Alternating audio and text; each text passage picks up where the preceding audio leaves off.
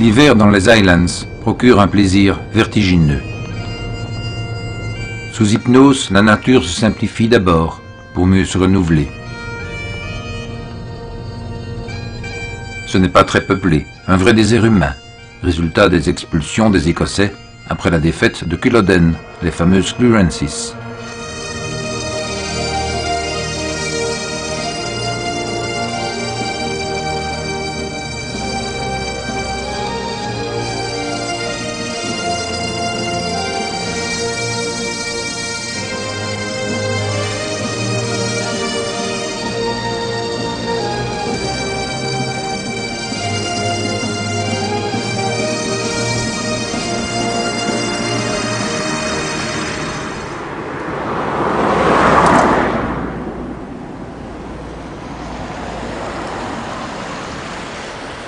La vie appréhende l'hiver. C'est la saison la plus risquée. Pour trouver un peu de chaleur et une maigre pâture, la faune sauvage descend dans les vallées.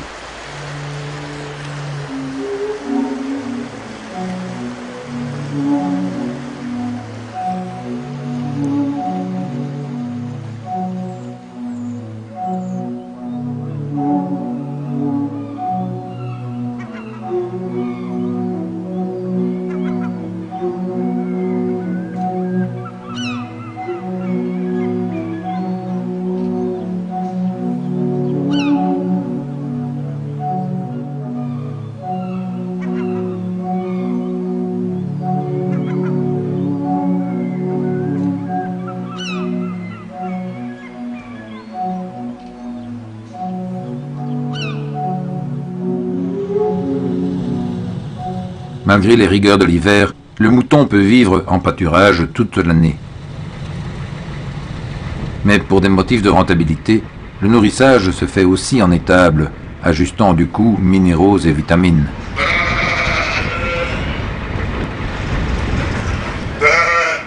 Conservés sous plastique, les foins ont fermenté. L'éthanol se dégage dès l'ouverture des ballots, ce qui explique l'acharnement des bêtes à se nourrir. Environ 10 millions de têtes. C'est une histoire d'amour. En moyenne, un berger pour 1000 moutons. Il est omniprésent, source parfois d'embouteillage sur les routes. Le mouton est bien plus qu'un simple acteur des Highlands.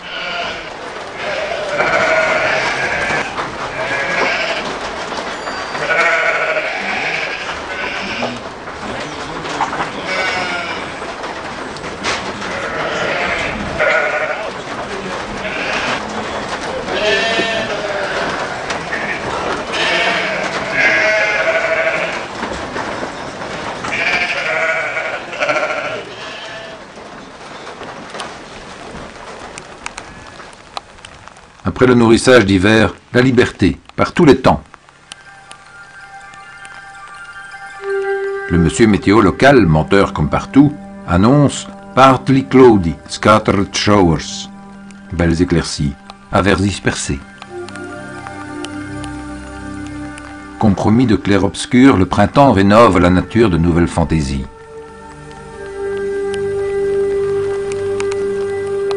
Au printemps, on évite aussi les midges, ces irritants moucherons qui se prennent pour des moustiques, spécialité écossaise. En été, les midges sortent surtout au crépuscule, et pour les éviter, c'est le moment d'aller au pub. Sympathiques et mignonnes, mais robustes, les vaches Highlander ressemblent à de gros nounours. Problème, elles ne peuvent pas vraiment voir ce qu'elles broutent.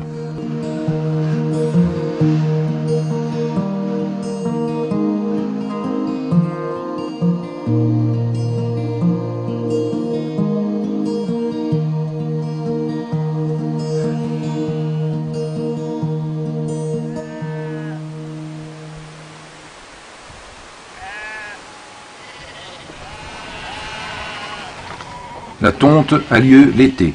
C'est un sport de plein air. Et puis ça fait du bien aux moutons. Selon les ordres sifflés, les chiens mènent le troupeau et surveillent les récalcitrants.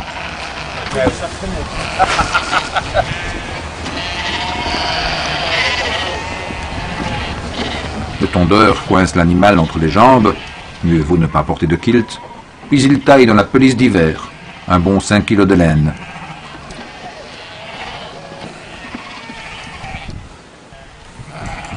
Un tondeur expérimenté vous déshabille le mouton en moins de 2 minutes.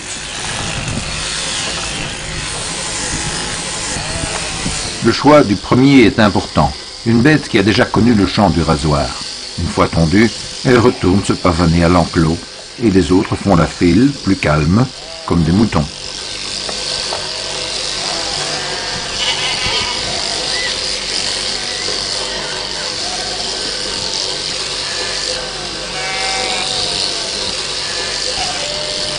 Source de viande, de lait, de laine, de cuir, la fameuse basane, et même les tripes, la panse de brebis farcie, le mouton sert à tout.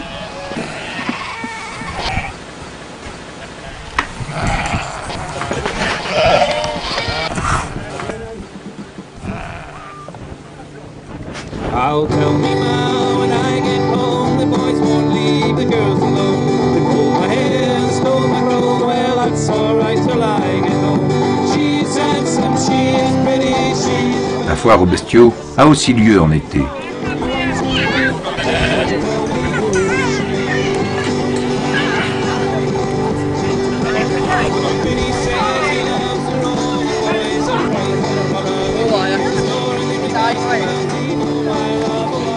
Essentielle dans la vie agricole locale, elle mérite le détour.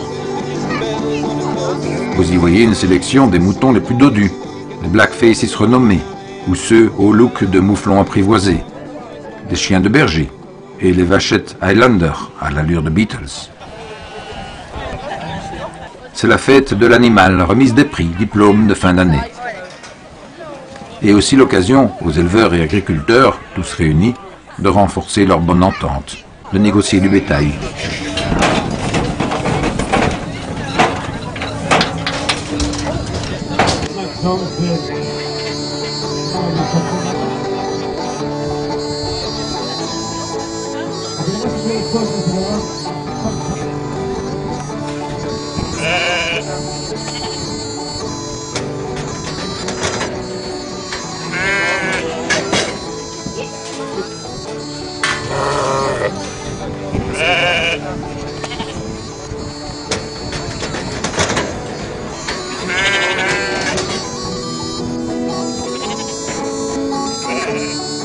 Skye, c'est l'île des brumes, ma préférée. Rudesse et générosité dans les paysages, sans doute.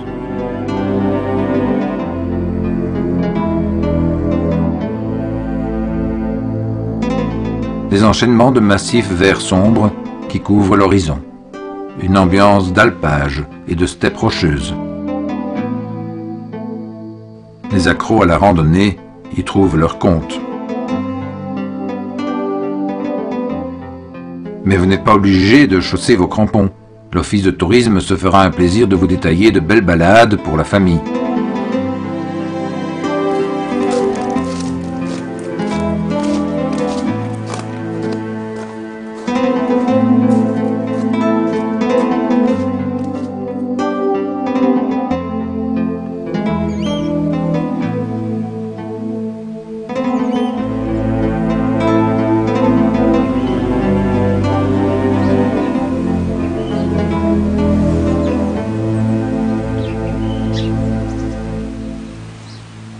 J'ai un faible pour la géologie farfelue. Monolithe emblématique et incongru, le vieil homme de Storr semble s'être posé là, comme un menhir témoin.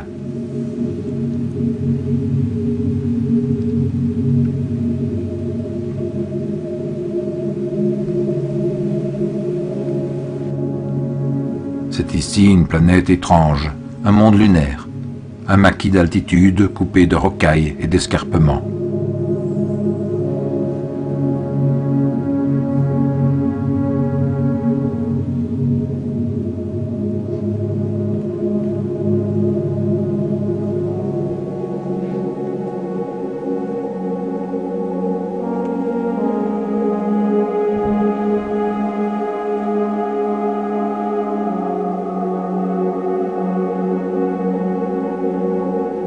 Skye séduit inlassablement, tous les climats lui sont propices. Venteux, brumeux, pluvieux et même ensoleillés.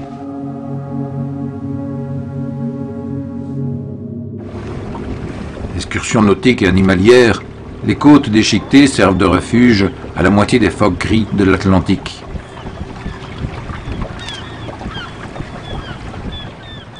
Particulièrement indolents, ils sont curieux des hommes, mais quand même sur le qui-vive.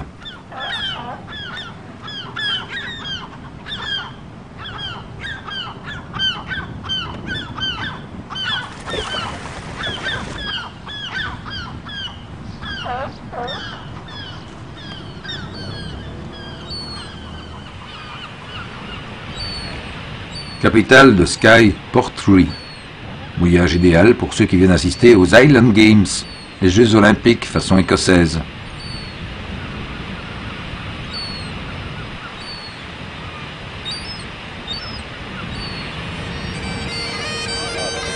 Dominik Zielinski now from Poland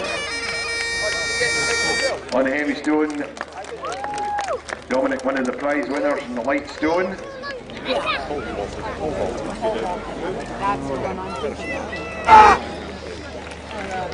Dans le passé, ces JO tenaient lieu d'épreuves de force. Le chef de clan sélectionnait ainsi sa garde rapprochée. Aujourd'hui, des jeux traditionnels, un folklore pour fiers à bras, pour gaillards virils et balèzes, et en jupe, obligatoirement. Lucas Venta now.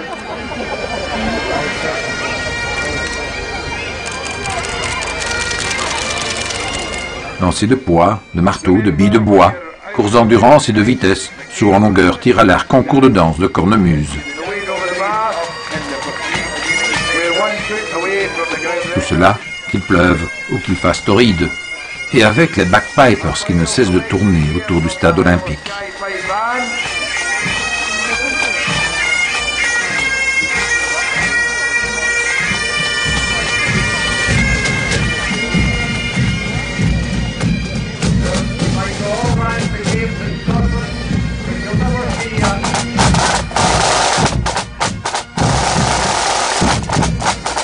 La danse la plus célèbre vient du Moyen-Âge, exécutée avant la bataille en sautillant au-dessus de deux épées sans les toucher pour conjurer le mauvais sort.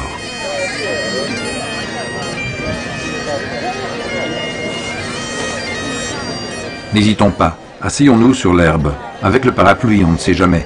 Un plaid bien chaud, un thermo de thé et des sablés au beurre. Et savourons cette ambiance, quelquefois bien arrosée de pluie ou de bière.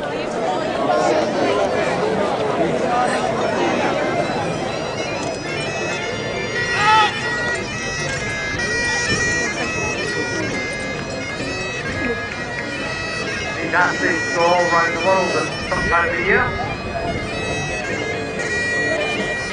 Now the result then of phase one comes today. France was the upper player again, followed by Drew Chippendale, and the local lad, James Walker. Tug of War, le tir à la corde. Ancienne discipline olympique, ce sport en est resté très codifié. Taille de la corde, place et nombre des tireurs, distance des repères, rôle du meneur et les chaussures acceptées.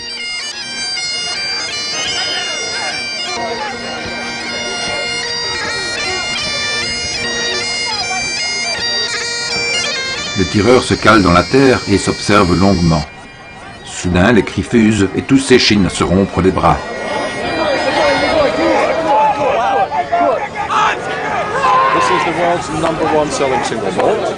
Repos du guerrier, instant whisky. Dégustation avec le sponsor local. Et cela juste avant l'épreuve phare. Tossing de cabre, le lancer de tronc. Tout le monde attend ça avec impatience.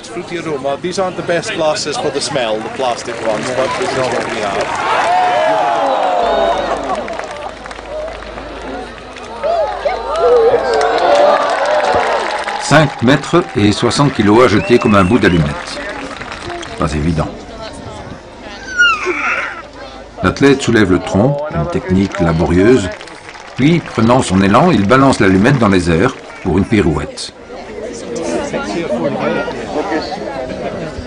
has broken 2 ground records here today, earlier on, the light shot and the heavy shot. Now trying his talents at the cover.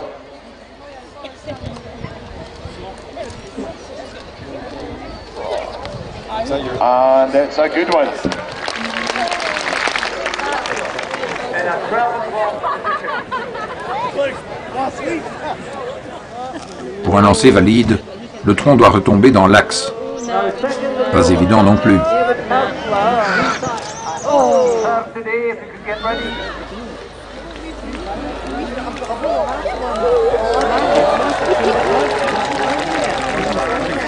L'olympisme écossais se récompense, bien entendu, par des bouteilles de whisky.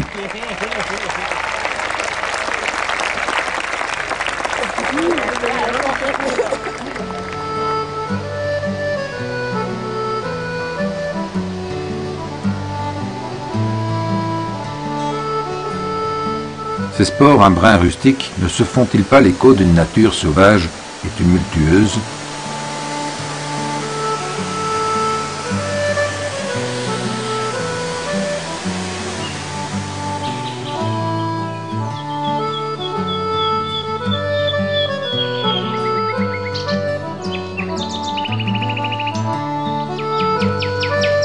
À l'écart, heureusement, des foules du Loch Ness, Glen Affric est une vallée secrète, un endroit magique comme il en existe peu.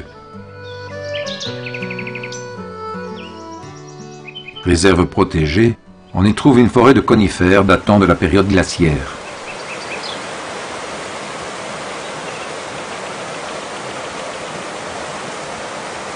Elle abrite aussi une des rares forêts primaires d'Europe, c'est-à-dire non modifiée ni exploitée par l'homme.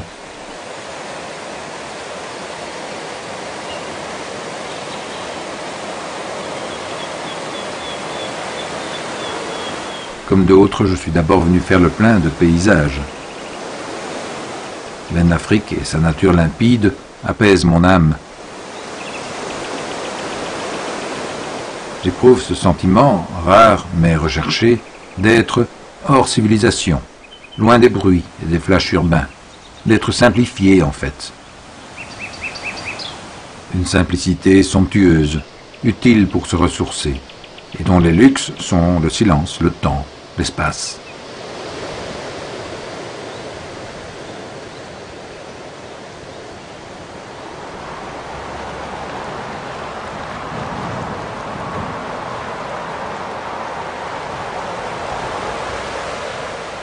La piste du whisky débute le long de la rivière Spey, peu profonde mais turbulente.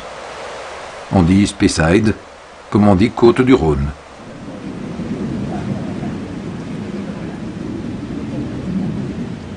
Les distilleries prospèrent partout. Dufftown, 1500 habitants, en héberge 8, capitale mondiale du whisky.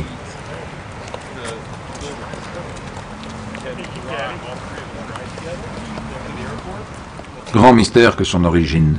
Les Irlandais attribuent à Saint Patrick ce breuvage destiné à des fins médicinales. Ok. Les Écossais rétorquent que Saint Patrick est né en Écosse, donc le whisky est écossais. CQFD. Pour ma part, j'en retiens qu'il vient de moines guérisseurs prêchant la parole divine, et ça, c'est plutôt réconfortant.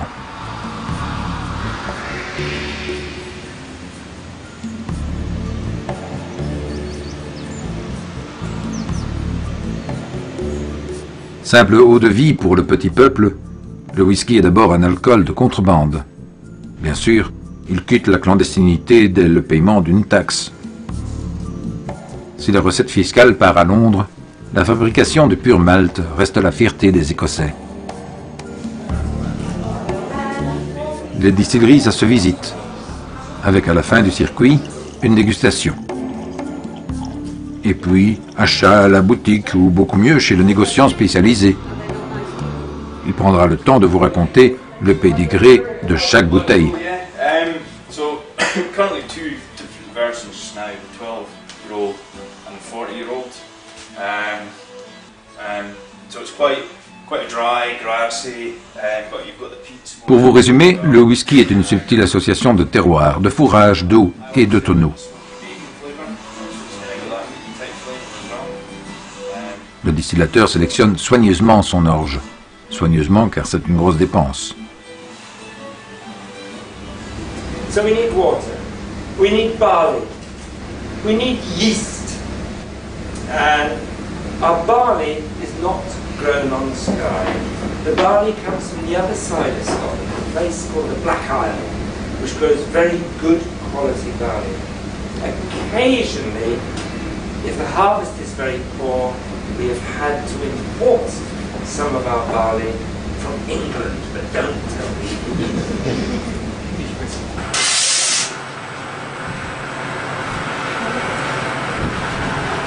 La tourbe couvre les 2/3 des campagnes. Séché, ce biocombustible sert à chauffer les greniers de germination de l'orge, pour le maltage.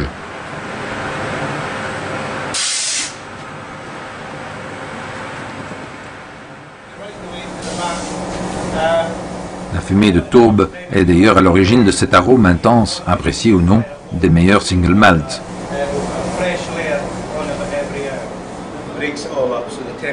À l'instar du cacao et du café, l'orge est de plus en plus confiée à des malteries industrielles.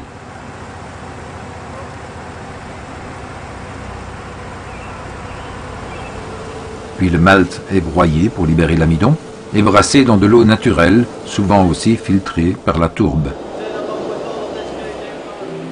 La provenance de cette eau détermine la cartographie d'origine des tout bons single malt. Et les plus connus d'entre eux proviennent certainement de l'île d'Islay, des whiskies généreusement tourbés.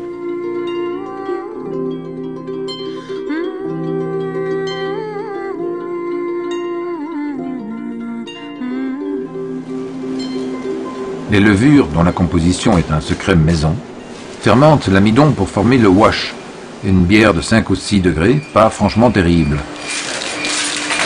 Mais on va distiller tout ça.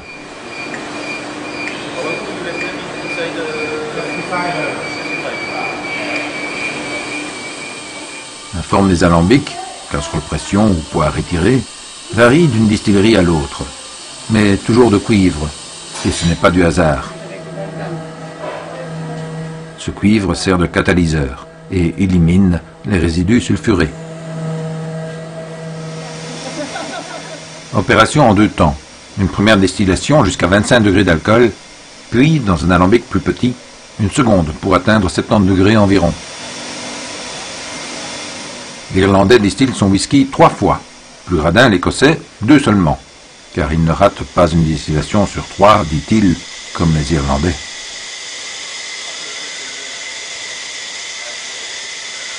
Véritable coffre-fort de contrôle, le Spirit Safe permet d'écarter tête et queue de distillation pour cibler la densité voulue du futur whisky.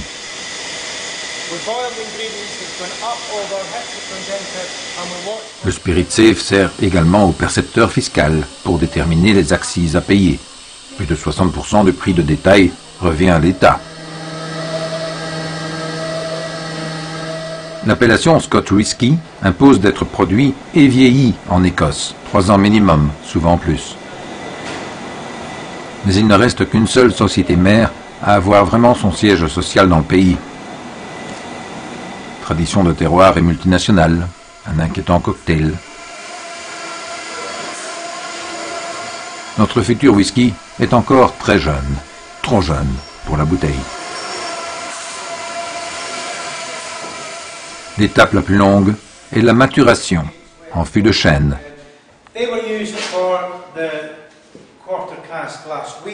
Le résultat dépend des tonneaux, mais aussi de l'entrepôt, de l'air ambiant, du climat, de la proximité de la mer.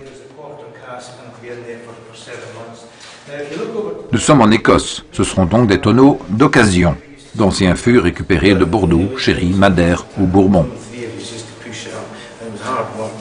The one thing we know for sure is that what we end up with after 10 years is much better than what went in the first year. There's one disadvantage with this whole process, and that is that because the barrels are breathing, we can lose up to 2% of the volume through evaporation every year. It's known in the whiskey industry as the angel's share. We give it to the gods to ensure we get a good drink at the end of the day. Then you can nose it, And don't be polite, don't just go, put your nose right inside. Just beautiful. So when you take a sip, take just a little sip and put it on your tongue. And if at that point you close your eyes and you're very quiet, you'll actually hear the sea on the rocks outside the distillery, and the golden eagle crying in the sky, and you'll see the sun setting on the mountain. It's magic. With just one glass of whiskey, you can have a second holiday on Skye, I promise you. 5 millions d'Écossais, 10 millions de moutons, 20 millions de tonneaux. Tirez-en les conclusions. Mais pour mieux rentabiliser ces tonneaux qui sont déjà de seconde main, les Écossais les rafistolent.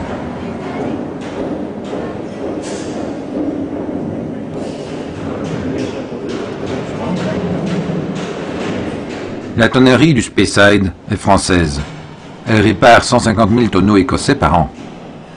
La vieille alliance restaurée, pour la bonne cause. Chaque fût est utilisé jusqu'à 5 fois, une durée de vie augmentée de 60 ans. Mais soyons de bon compte, c'est ce qui offre au whisky ses arômes subtils et ses saveurs brûlantes qui guérissent la mauvaise humeur. Un proverbe l'affirme, ce que whisky ne peut guérir est incurable.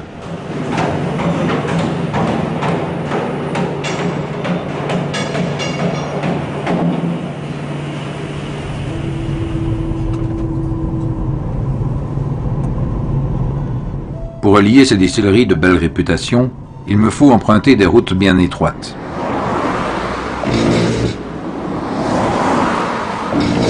Il y a économie sur le tarmac ou macadam. Logique, invention écossaise, appliquée en Écosse. Sans les pacing places, impossible de se croiser. Vous centrez la voiture sur la voie unique. Vous priez que les moutons s'écartent, que personne ne surgisse au virage, ni ne vous talonne pour dépasser.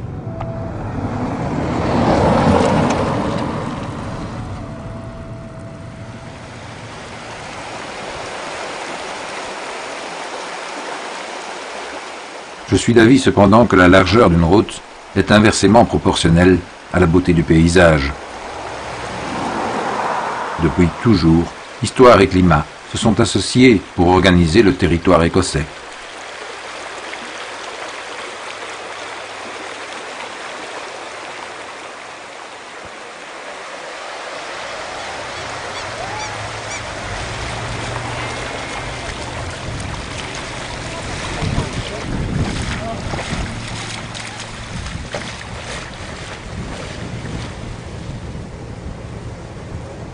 Les routes d'Écosse sont aussi bien maritimes que terrestres. Ainsi, la nationale 85 se prolonge-t-elle au départ d'Oban vers les îles Hébrides dans le ventre du ferryboat.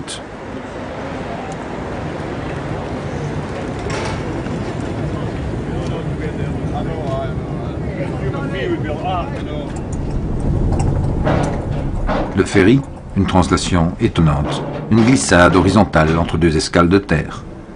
Un monde qui se détache, un autre qui s'avance, avec de nouveaux secrets.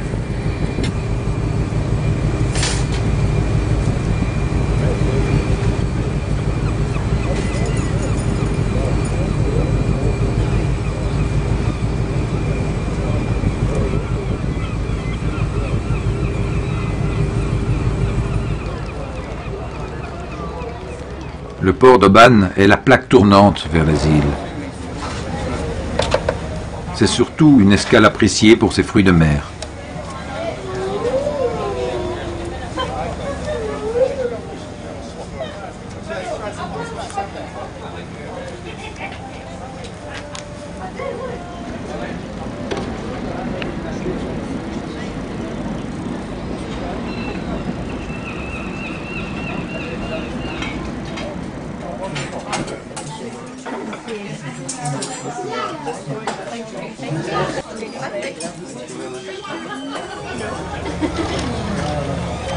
La gastronomie locale procure parfois quelques frissons.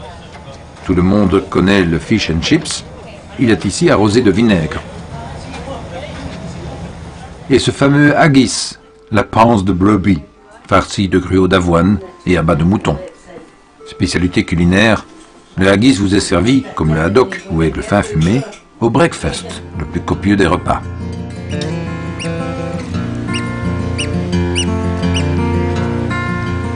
Sport très répandu aux origines disputées, le golf a été codifié en Écosse. Il fut d'abord réservé aux seuls gentlemen. D'ailleurs, disent-ils, le sigle GOLF signifie Gentlemen Only, Ladies Forbidden.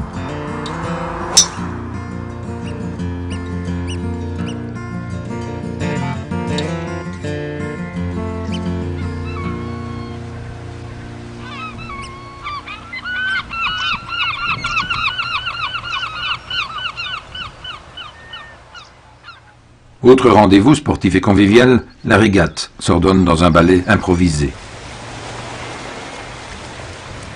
Sportif car il y a compétition, convivial car c'est un jeu d'équipe. Les manœuvres s'enchaînent très vite et pas question de faire des erreurs.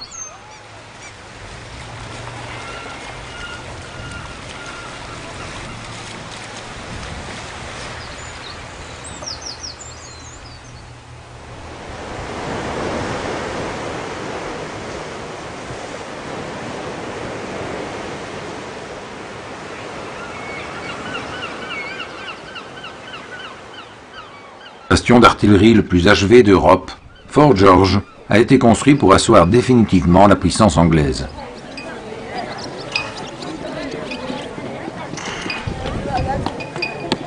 Mais une fois les Highlands dominés, le fort devient inutile et les Anglais exportent vers des terres plus lointaines leur soif de conquête et de colonisation, Canada, Inde, Australie.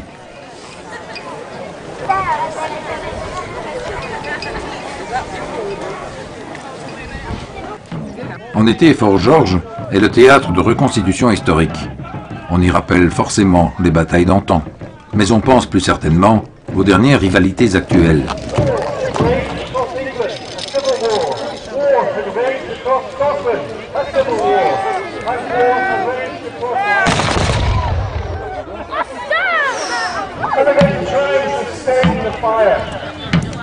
Les Écossais ont l'identité nationale à fleur de peau. Ils devront se contenter pourtant de cette dévolution minimale du pouvoir que Londres concède comme si l'Écosse n'était qu'une région franchisée.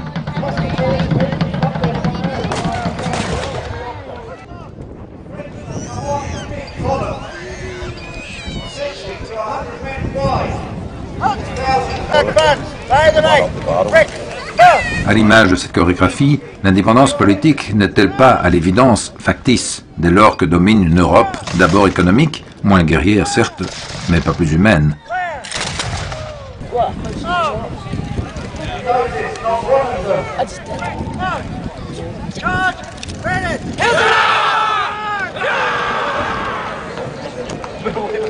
Devant le château de Stirling, au nord d'Édimbourg, plus de 1000 cornemusiers et membres de clans s'entraînent. Ils vont défiler pour commémorer l'indépendance gagnée par Robert de Bruce contre l'Anglais il y a 700 ans.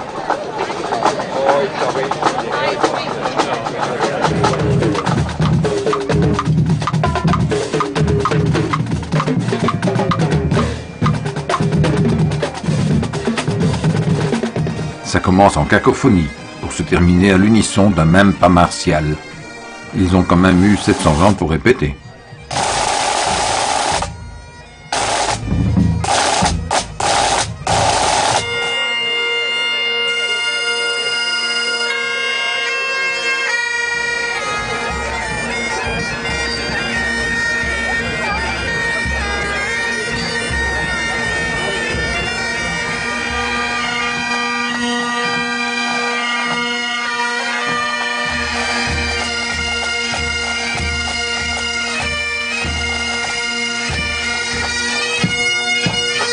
À la tête de cette marche, la garde des Atholl Highlanders, l'armée privée, inspectée tout à l'heure.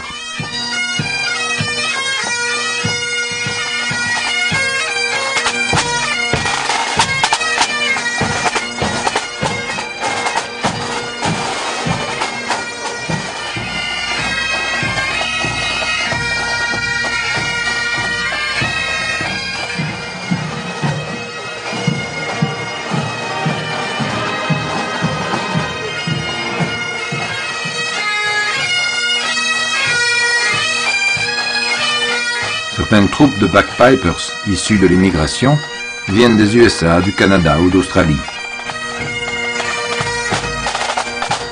L'Écosse trouve dans cette tradition de quoi orienter son futur. Les clans se reforment. La langue gaélique se réenseigne. Une génération passera avant un nouveau référendum, mais en dépit de tout, ils revendiquent leur identité, leurs racines. Une aspiration, somme toute, très humaine, connaître d'où on vient pour savoir où aller.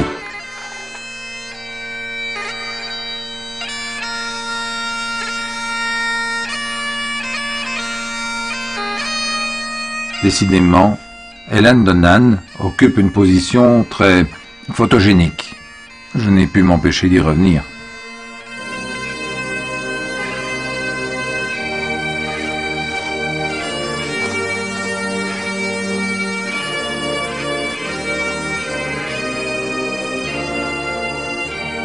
Réhabilitée récemment, Hélène Donnan possède une solide filmographie. Highlander et James Bond parmi les plus connus. Ce château demeure une icône incontournable de l'Écosse.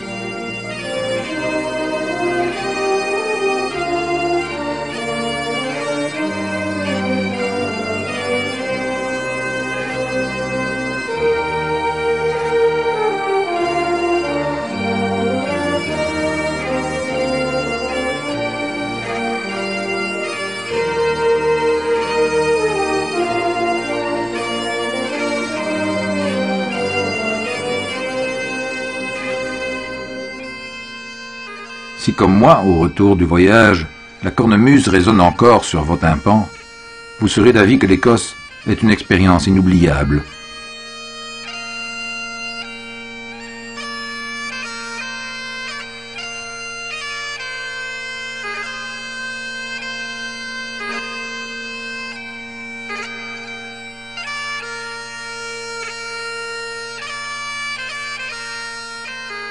J'y reviendrai encore, pendant des siècles, comme ce fantôme qui ne peut quitter les lieux aimés.